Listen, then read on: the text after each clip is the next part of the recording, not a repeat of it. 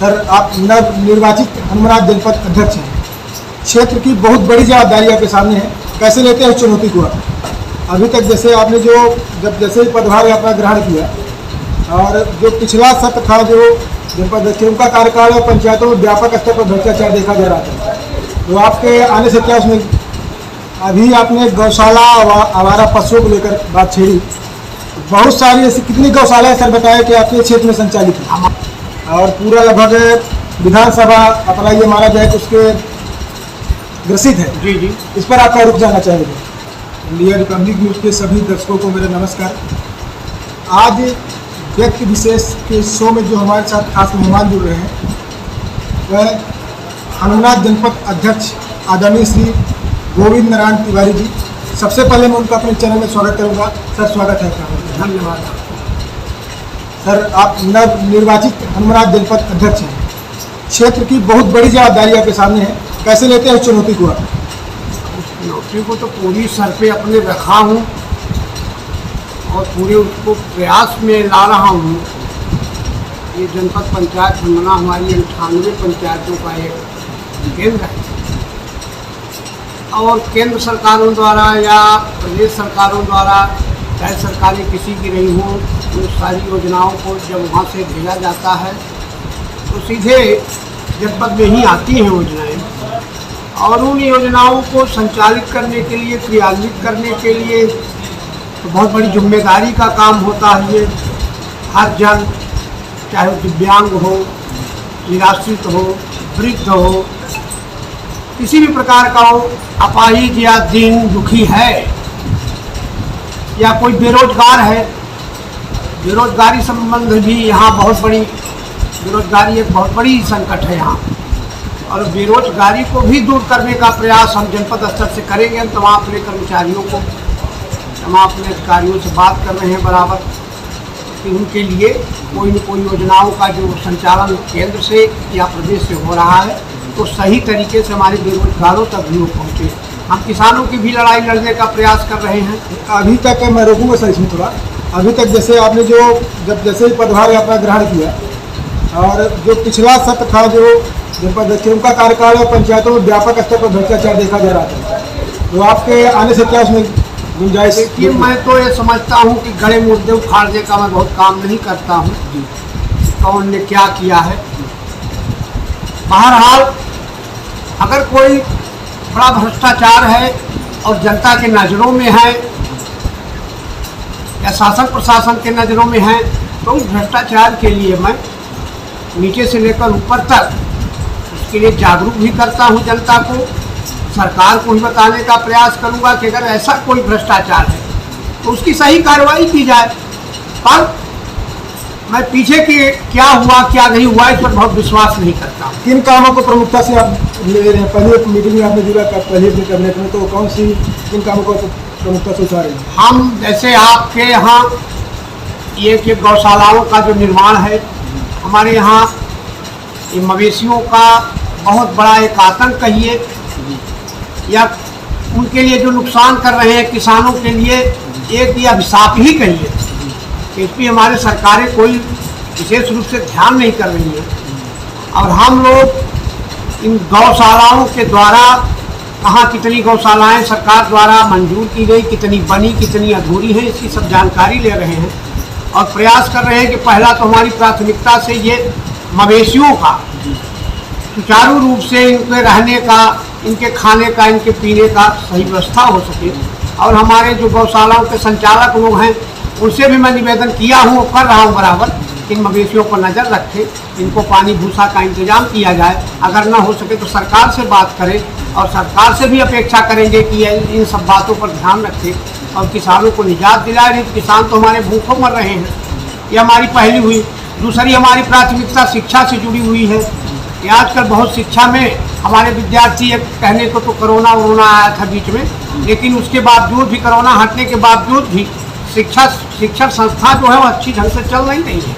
बच्चे सही ढंग से जा नहीं रहे हैं। और आजकल छोटे छोटे बच्चों का क्या है वो खाद्यान्न, उस खाद्यान्न को कौन खाए जा रहा है इसका भी पता लगाना हमारी सभी की जिम्मेदारी है। हम अपने सदस्यों से बात किए हैं कि बच्चों के खाद्यान्न को कौन खा रहा है उसको हमको पता करना है।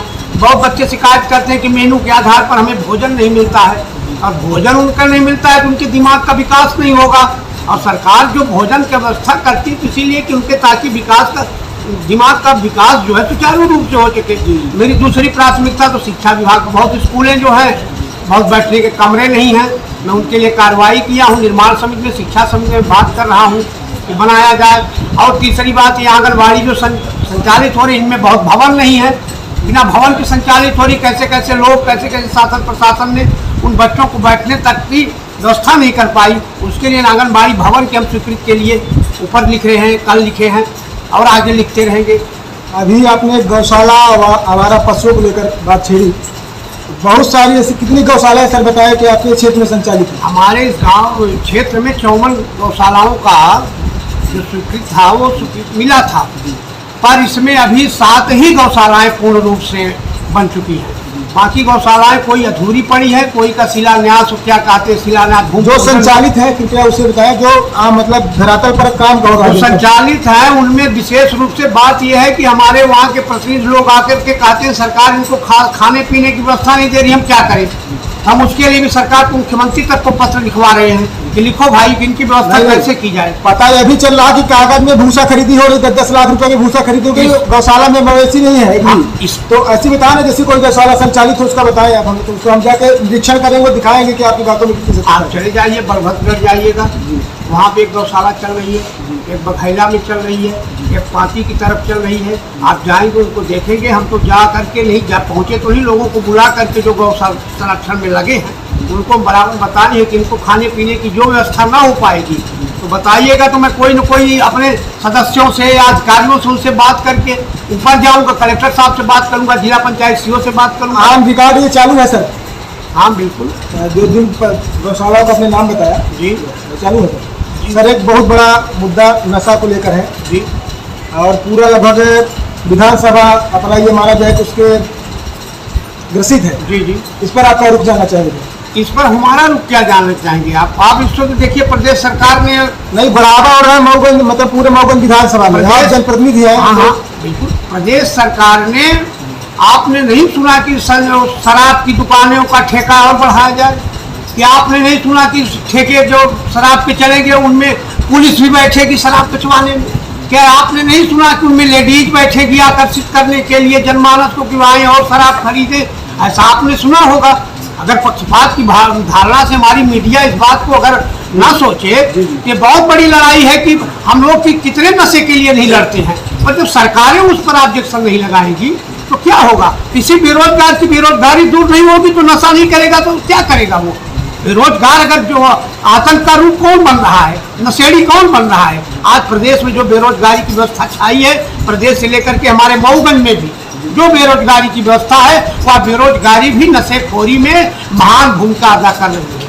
सर एक मेडिकल नशा कोरेक्स जो बहुत ही मतलब उससे हमारे जो युवा साथी हैं तो उनका जीवन खतरे में पड़ रहा है, तो क्षेत्र में इसका फैलाव ज्यादा है, इसकी जिम्मेदारी किसकी तय करेंगे सर? इसका फेलियर है सर? इसमें प्रथम जिम्मेदारी तो अभिभावकों की होती है, तो अपने बच्चों पर ध्यान रखें। और बच्चा बालिग भी हो गया तो अभिभावक क्या करेगा? बेचारा कोई वृद्ध है, माँ बाप, वो बच्चों को कैसे संभाल सकेंगे? तो इसमें हम कहीं न कहीं जनप्रतिनिधियों का भी सहयोग लेने का प्रयास कर रहे हैं। हम इसमें शासन प्रशासन से भी बात करते हैं, पर शासन प्रशासन जब किसी नौजवान को उसको रोजगार नहीं दे पाती है तो नशे में लिप्त हो जाता है। और आजकल तो बहुत ऐसे सरकारें हैं तो नशा के लिए आप देखिए ना कितनी शराबें पकड़ी जाती हैं, गाड़ियों में क्या क्या होता है नशे के लिए, पूरे कारोबार नशा के जरिए से तो ये सरकारें वोट लाने का प्रयास कर रही हैं, जबकि ऐसा ना होना चाहिए।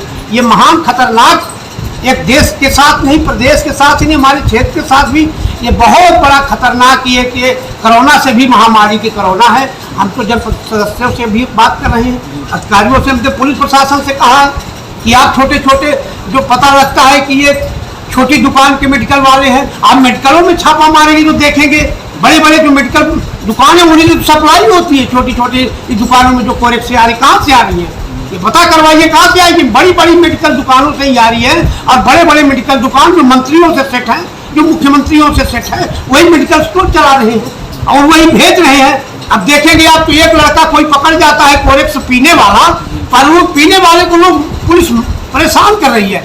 और वो जो ठेका रखा हुआ है कोयस का पूरा, कई हजारों पेटियां रखा है, उसके ऊपर तो सरकार, कहीं आपने देखा है हजारों पेटी वाला पकड़ा गया है? आप देखेंगे 4 सीसी वाला पकड़ा जा रहा है, 1 सीसी वाला पकड़ा जा रहा है। जो यहाँ देहात में रह रहे हैं उनके ऊपर तो है ये, बाकी जो ठेकेदार है जो सरकार को चला रहे हैं ये मेडिकल वाले तो बताते हैं कि हमारी कोरेप से सरकार चल रही है, और सरकार के ऊपर इसकी जू नहीं रेंग रही है, शराब के लिए जू नहीं रेंग रही है। अब इसके लिए हम क्या बात कर सकते हैं? क्षेत्र में इसका व्यापक फैलाव हो तो क्षेत्रीय जनप्रतिनिधि का क्या रोल है? क्या उन्होंने कभी इस बात पर, आप भी जनप्रतिनिधि है और आपकी पार्टी के नेता भी जनप्रतिनिधि है, वो तो क्या उन्होंने कभी इसके हमारे पार्टी के नेता, हम तो ये कहेंगे कि हमारे पार्टी के नेता, हम जिनके नेतृत्व में काम करते हैं कांग्रेस पार्टी में, सुखेंद्र सिंह बन्ना जी हैं, पूर्व विधायक, जो बड़ी मुश्किल से कहीं लौंग खाने का काम करते हैं। हम लोग इलायची देते हैं तो भी टटोल कर उसको खाते हैं, और हमारा नेता कभी भी नशा के सहयोग में नहीं था। सहयोग नहीं, मतलब उसको रोकने की व्यवस्था के लिए कभी कोई ऐसा जनसंपर्क लोगों से जागरूक किया हो कि पुलिस विभाग को जाकर? हमारे नेता ने तो मंचों पर कहा है साहब, अगर मीडिया वाले ख्याल करेंगे तो मंचों पर भी हमारे नेता मऊगंज में हनुमाना में हमारे नेता ने कहा है कि ये 2 सीसी 2 पाव वालों को, 2 पुड़िया वालों को, इनको न देखा जाए, जो बोरों में इस्तेमाल कर रहे हैं, जो ट्रेनों में माल गाड़ियों में लाद करके जा रहे हैं, उनके ऊपर कार्रवाई शुरू की जाए। तो हमारा नेता तन मन धन से उन लोगों का साथ देने में, ऐसे प्रशासन का साथ देने में, सहयोग देने में हमेशा तत्पर रहता है हमारा नेता। हमारे नेता में कोई भी ऐसा गलत काम कोई भी हो, नशा भी कोई भी हो, हमारे नेता ने कभी भी गलत काम का बढ़ावा नहीं दिया है। अगला सवाल का प्रयास, अगला सवाल आपसे लूंगा, जिला मऊगंज को लेकर बहुत प्रतीक्षित है।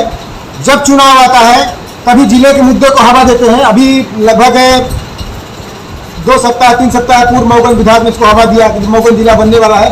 आपको क्या लग रहा है, मऊगंज जिला बनेगा और बनना चाहिए? मऊगंज जिला तो आज नहीं, कई वर्ष पहले बन जाना चाहिए। और हमारे कांग्रेस के विधायक थे पूर्व सुखेंद्र सिंह बन्ना जी, उन्होंने जिला को लेकर के बहुत बड़ा आंदोलन किया था, और उस आंदोलन में भी ये बात ऊपर से आई थी कि मऊगंज जिला बनेगा। इसके बाद चुनाव आया, और चुनाव में स्वयं मुख्यमंत्री जी आए हमारे खटखरी में और बोले कि हमारा विधायक बना कि इधर मऊगंज जिला बना। अब उनका विधायक बनने की बजाय बिगड़ने की स्थिति में आ गए हैं, दिन जा रहे हैं, लास्ट हो रहा है। आज तक जिले के लिए बात नहीं की, और हमारे नेता ने तो यहाँ तक कह दिया था कि मुख्यमंत्री जी अगर आप मऊगंज को जिला की घोषणा नहीं करेंगे तो आपका उड़न खटोला मऊगंज की धरती में नहीं आएगा, और आज तक नहीं आया है। और अब आप जाएंगे तो आज वो बोली बोल करके मजाक करके चले जाएंगे कि जिला बन रहा है, जिला बन गया। तो इस बात को मानने वाली मऊगंज की जनता नहीं है। मऊगंज की जनता जान चुकी कि हमारे साथ छलावा किया गया है, हमको धोखा किया गया है। अब इस बार इस बात को अच्छे ढंग से समझकर जनता माकूल जवाब देगी सरकार को। लोगों का यह भी कहना है, अभी आपके नेता जो है मऊगंज से पूर्व विधायक से सुखेंद्र सिंह बन्ना ने, उन्होंने एक प्रदर्शन मऊगंज में के था जिसमें 50,000 गिरफ्तारी देने का दावा कर रहे थे, 50,000 दिया है उन्होंने गिरफ्तारी। लेकिन लोगों का यह कहना है कि जब 15 महीने प्रदेश में कांग्रेस की सरकार थी उस समय उन्होंने मुद्दा नहीं उठाया जिलों को लेकर। अब वो भी चुनाव को लेकर चुनाव की गई थी, लेकिन चुनाव का फायदा लेने के लिए देखिए उसमें यह है कि हमारी सरकार 15 महीने की थी, और जो हमारी सरकार 15 महीने की थी तो हमारे विधायक ही चुनाव हार चुके थे, हमारे विधायक नहीं थे उस सरकार में। और हमारे विधायक जब थे विधायक तब तो उन्होंने जिले के लिए 2-2 आंदोलन किए, बड़े बड़े आंदोलन किए। सरकार थी उनकी ना, सरकार थी तो मतलब एक प्रयास किया जा सकता था जनता को लेकर, जनता के हित में। अब वो प्रयास निश्चित किया जा सकता था, लेकिन वो तो इंतजार कर रहे थे 1-2 महीने 4 महीने किए कि जो वर्तमान विधायक हैं हो सकता है इसको सही ढंग से उठाएंगे, जनता ने उन पर विश्वास किया है। उनको थोड़ी ना मालूम था कि ये चीज करके जा रहे हैं और ये जिले की बात ना करेंगे। फिर भी किसी प्रकार से सरकार बदली गई। अब बदल गई 15 महीने बाद, तो आप लोगों ने कभी सुना कि जिले के लिए इन्होंने कोई आंदोलन, कोई विधानसभा में क्वेश्चन, क्या कोई बात वर्तमान विधायक जी ने करी है? आप लोग अगर मीडिया वाले पक्ष न ले उनका यार, तो बिल्कुल ये सरकार क्या है, सब भ्रष्ट है। मीडिया पर आरोप लगाए, मीडिया कभी पक्षपात नहीं करती। देखिए ये मीडिया पूरा उनका गहना बन चुकी है, ऊपर से लेकर के नीचे तक। मैं आपकी व्यक्तिगत बात नहीं कर रहा हूँ, ये सामूहिक रूप से बात कर रहा हूँ कि मीडिया को अगर बंद हो जाए तो मीडिया के बंद होने से तो उनकी पूरी आपसे सवाल ही सिर्फ इस मुद्दे पर, सोशल मीडिया में उन्होंने और उनके सूरवीरों ने हवा चलाई है कि मऊगंज जिला बनेगा, सोशल मीडिया में बन भी चुका है जिला, लेकिन ये सब क्या चुनावी राजनीति है क्या? ये एक प्रतिशत नहीं, 100 नहीं 101% सही है। ये वोट रहाओ की राजनीति है। वो जब जिला बनाने का काम करना था तो विधायक जी किला बना रहे थे, पता नहीं कितनी मऊगंज में जमीन, वो भूमाफिया भी ऐसा ना करता होगा जैसा वर्तमान विधायक जी ने जमीनों का क्या किया, शोषण कहिए उसको, या रहाने का काम कहिए, या बिक्री लेने का बात करिए। वो जैसे भूखे टाइप के थे, पैसे के लिए, जमीन के लिए। और उन्होंने बाणसागर के पानी की बात करी थी। बाणसागर पानी क्या, यहाँ तो हैंडपंप के 62 से पानी नहीं पा रहे, अपन लोग हैंडपंप खराब है। अब हमारे पूर्व विधायक जी से बहुत लोग बात करते हैं कि ये हैंडपंप खराब है, ये ट्रांसफार्मर खराब है। बिजली का बिल देते देते कितने किसान जेल गए होंगे, आप लोग याद करेंगे तो। मीडिया उस बात को नहीं उछालता है, लेकिन कांग्रेस के जमाने में तो ऐसी जेल किसानों की नहीं हुई, कभी भी नहीं हुई। बिजली के लिए पानी, अब पानी बिना तड़प रहा है। मऊगंज का मानस ये देखिए अकाल पड़ चुका है, अकाल पूरा पड़ा है, बोली किसान नहीं कर पाया है। हमारे नेताजी ने, सुखेंद्र सिंह बन्ना ने एक बार अल्टीमेटम दिया है, एक बार छोटा सा धरना प्रदर्शन किया भी है और बताया है कि अगर ये समय के रहते अगर अकाल घोषित ना हुआ तो हम कलेक्टर और कमिश्नर का घेराव करेंगे अपनी जनता, मऊगंज जनता के लिए, और इसको अकाल घोषित करवाएंगे। अगर अकाल की घोषणा न होगी तो चाहे हमको 1 नहीं 10 दिन 10 महीने वहाँ बैठना पड़ेगा, तो हम बैठ करके जिले में और इसको जब तक अकाल घोषित न करवा देंगे। यही तो मेरे नेता का कहना है। और उन्होंने पिछले भी आंदोलन, किसानों के लिए जो आंदोलन हुए रीवा से हनुमाना तक के बीच में, रीवा जिले में, तो हमारे सुखेंद्र सिंह पन्ना के अलावा कोई आंदोलन ही नहीं किया किसानों के लिए। आप भी अगर इस बात की अगर वो रखते हो, पक्षपात ना करें, तो आप लोग, मीडिया भी सबूत है इस बात का। एक और मुद्दा है चौरा घाट, जो आज तक संचालित नहीं, अभी उसका भी सोशल मीडिया में तो आवाज चली कि दोबारा उसका काम चालू होगा। हम लोगों ने जाकर उसको 0 ग्राउंड से रिपोर्टिंग की तो देखा तो वहाँ के ठेकेदार जो है वो मशीनरी लेके भाग गया है, और वो सोशल मीडिया में हवा चल रही है कि उसका दोबारा काम चालू होगा। चौरा घाट की लड़ाई जमीन से ले करके और आसमान तक जो कुछ भी थोड़ी बहुत लड़ी गई है, पूर्व विधायक सुखेंद्र सिंह बन्ना के द्वारा ही लड़ी गई है। चौरा घाट के लिए जो राशि का, जो लक्ष्मण तिवारी के जमाने में उनका रोल नहीं था चौरा घाट में, नहीं, उनका रोल मैं ये नहीं कह सकता हूँ नहीं था, लेकिन रात जारी वो नहीं करवा पाए थे, इतना काम मैं कहूँगा। उन्होंने चौरा घाट के लिए भी प्रयास लक्ष्मण तिवारी ने किया है, हाँ, ऐसी बात भी है। उन्होंने पूरा एप्लीकेशन दिया, सारा काम किया, लेकिन उस ढंग से पुरजोर तरीके से वो सफलता हासिल नहीं कर सके। जब ये कांग्रेस के पूर्व विधायक बन्ना जी बने, चौरा घाट की सदन में उसकी लड़ाई लड़े, और लड़ाई लड़ करके इसके लिए राशि जारी करवाए, और राशि जारी करवा के शिवराज सिंह को बता के आ रहे हैं कि हम जा रहे हैं अपने, जब जो राशि आपने जारी करवाया है उसके चलते मैं चौरा घाट का भूमि पूजन करूंगा। हमारे विधायक भी चाहते हैं भूमि पूजन करते हैं, काम थोड़ा सा लेट हुआ, सरकार दूसरे की थी, और जो हमारे विधायक जी हटे तो पुनः वर्तमान जी उसका पूजन करने वर्तमान विधायक जी गए, किस औचित्य से गए, ये नंगा नाच रहे हैं। अब हम लोगों को इसकी जानकारी नहीं है तो कैसे, कितनी बार वो पूजा करेंगे, क्या करेंगे। लेकिन चौरा घाट की लड़ाई और चौरा घाट बनने का अगर श्रेय है किसी को, तो हमारी जनता जानती है, सब जानती है, बहुत जनता। जब भूमि पूजन हुआ था तो साथ में भी गए थे लोग, और क्षेत्र की सौगात आज तक नहीं, जनता देख रही, जनता सुन रही, आपकी बात सुन रही, सब देख रही है, जनता से कुछ छुपा हुआ नहीं है। आजकल सोशल मीडिया का जमाना है। एक सवाल आपसे और रहेगा, मूलभूत सुविधा, सड़क, बिजली, पानी से पूरा समूचा मऊगंज ग्रसित है। आप लोगों ने इसके लिए कौन सा धरना प्रदर्शन किया कि कभी इसको बात की हो जनता को लेकर? हमने जनता को लेकर, नगर की हालत देखिए, नगर की हालत हनुमाना की देखिए, मऊगंज की देखिए। देखिए उसमें ये है सबसे बड़ी सवाल कि ये जो मठाधीश लोग यहाँ विराजमान हैं, कई लाखों से यहाँ सांसद महोदय जीत करके गए हैं वोटों से, कई हजारों से, 10 हजार से ये वर्तमान विधायक जी भी गए हैं, और ये क्या करते हैं कि चुनावी, क्या उसको कहते हैं, शिगुफा, ये छोड़ते हैं, और चुनाव के समय पर ये जागते हैं।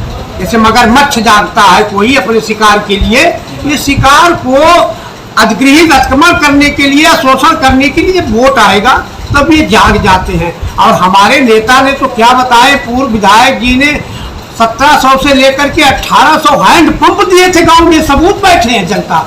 1700 1800 के बीच में उन्होंने हैंडपंप गांवों के लिए दिया था। आज एक हैंडपंप अगर कहीं गड़ा हो तो बताएं आप लोग, और अगर कहीं गड़ा होगा तो उस हैंडपंप भी कमीशन न लिया होगा तो लिए होंगे तो बताएंगे आप लोग। अमृत सरोवर बन रहा है, अमृत सरोवर में कितने भ्रष्टाचार हो रहे हैं, पानी की ये व्यवस्था, ऐसी व्यवस्था तो बिल्कुल नकारात्मक व्यवस्था है, जिसमें सब अधिकारी जनप्रतिनिधि उनके दलाल विरोधियों सरकारों के वो सब खाए जा रहे हैं। अमृत सरोवर, अमृत क्या कहें, एक बूंद पानी अगर उन अमृत सरोवरों में है, हमारे गांव में भी बने हैं, चलिए देखिए ना, अमृत सरोवर तो बिल्कुल सराबोर कर दिया है, खाने पीने वालों के लिए सराबोर है। बाकी वो अमृत सरोवर जहर, वहां भी अगर ढूंढेंगे तो ना मिल पाएगा वहां एक बूंद, जहर के लिए पानी ना होगा। ऐसे अमृत सरोवर समझिए कि स्वप्न है हमारे लिए।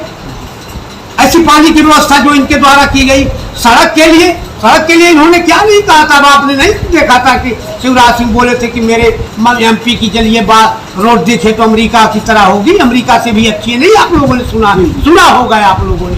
तो जब जिस प्रदेश का मुख्यमंत्री जाकर के विदेश में बात करे कि हमारे प्रदेश की सड़कें अमेरिका की सड़कों से अच्छी हैं, तो हाँ, हम ये प्रश्न सुने आपके द्वारा, मीडिया के द्वारा सवाल हम लोगों से कि ये सड़क खराब है, तो ये तो फिर हम समझी बात प्रश्न करना लाजमी है, क्योंकि आप भी इसी क्षेत्र से, मैं भी इसी क्षेत्र से हूँ। आप निकलते हैं रोड से, मैं भी निकलता हूँ रोड से, जनता भी निकलती है रोड से।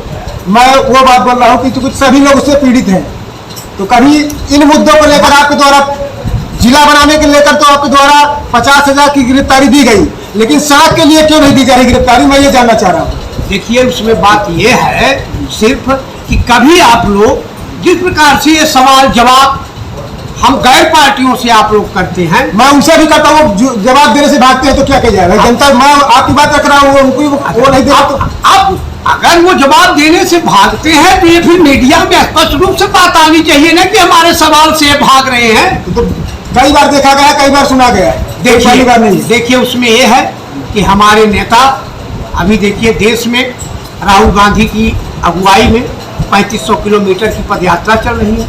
हमारे नेताजी अपने मऊगंज विधानसभा क्षेत्रों में निरंतर पदयात्रा से लोगों से जुड़े हुए हैं, निरंतर पदयात्रा पर चल रहे हैं। अभी ये रामनवमी, कुछ नवमी देवी देवताओं की वजह से यात्रा 1-2 रोज के लिए स्थगित हो गई है।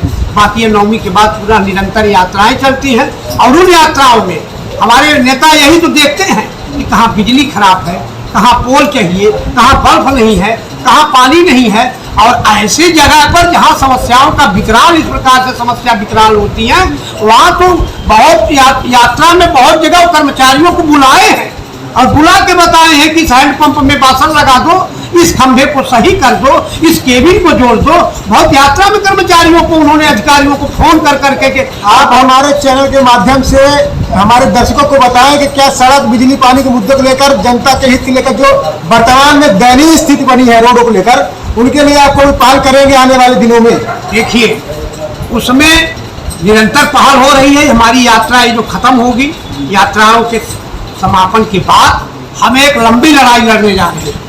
विधायक जी के नेतृत्व में वो लड़ाई होगी, और ये थोड़ा बरसात का टाइम था, ये बरसात निकल जाने से एक लंबी लड़ाई हम इन दैनिक व्यवस्थाओं के लिए, इन रोजमर्रा जिंदगी में जहाँ पानी, सड़क, बिजली है, रोटी, कपड़ा और मकान की आवश्यकता है, उस समय हमारे नेता भरपूर सहयोग जनता का करेंगे और एक ऐसा आंदोलन करेंगे कि ये प्रदेश सरकार उस आंदोलन से बिल्कुल हिल जाएगी।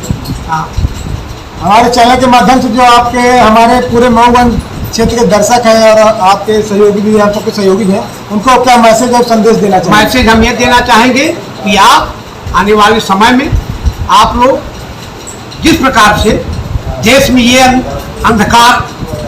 अंधकार ही कहिए, विकास ढूंढे नहीं मिल रहा है।